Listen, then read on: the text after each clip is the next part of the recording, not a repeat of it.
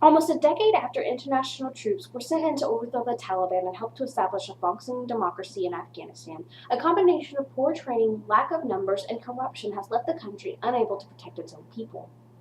The main claim of the editorial, The Clock is Ticking, is to exit Afghanistan as soon as possible with minimal risk for Afghans and Americans using the step-by-step plan that they have given us within the editorial.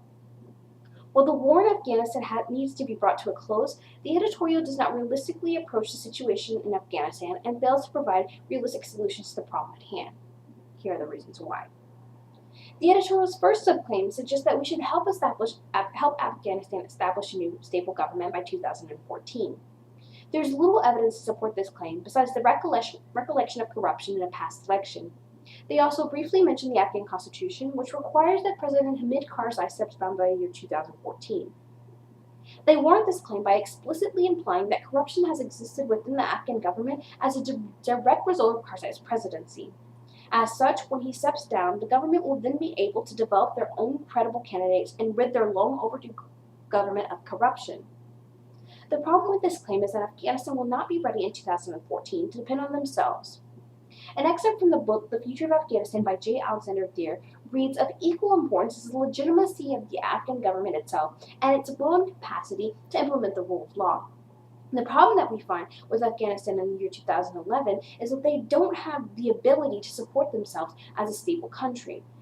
As when we look through history, Afghanistan has always been a country that has been invaded, and as such, we can't expect that 2.5 years from now that the Afghan government will be ready and stable.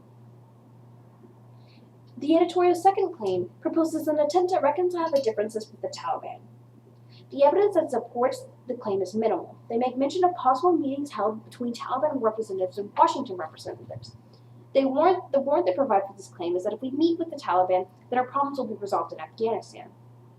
The problem with this claim is that they never state what the Taliban status is in the year 2011.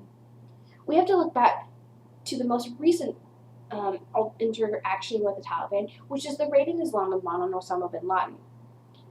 Since then, the ties have been severed between the United States and the Taliban. So even though we're initiating a meeting, we're making progress, can we really expect that in 2.5 years the Taliban will be ready to exit Afghanistan, forego everything that they've been doing for the past 10 years because America stepped in and said, hey, we're ready to, yeah.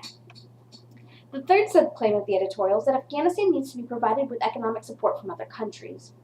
The evidence given to us is the best of all evidence provided throughout the editorial. They give us lots of statistical evidence, one about the GDP of the country and the other about how many Afghanistan citizens have access to health care.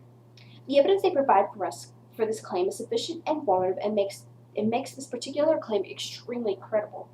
The warrant for this claim is that if multiple foreign countries support Afghanistan economically, then eventually they will be able to be self-sufficient.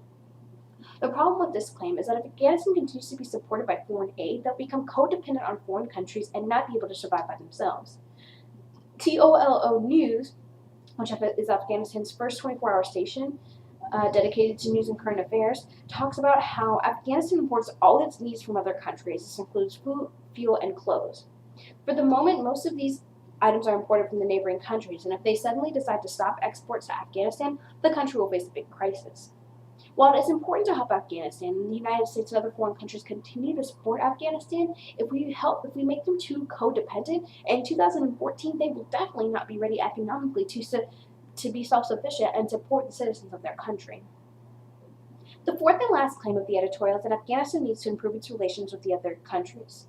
Now, the problem with this claim, most of all, is that they provide no sort of evidence, no statistical, no expert opinion of why we need to better our relations. They simply say that we don't want a recap of history and that these will help us economically. So they even stray away from the diplomatic aspect of it, and they focus on the economic.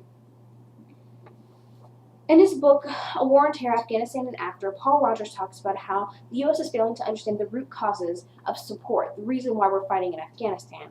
It still remains that Afghanistan is no easy project, but we can't expect to just pack up and go as if our work is done in 10 years. Reality doesn't always give us what we want, and yes, the clock is ticking, but not to run out in 2014. Thank you.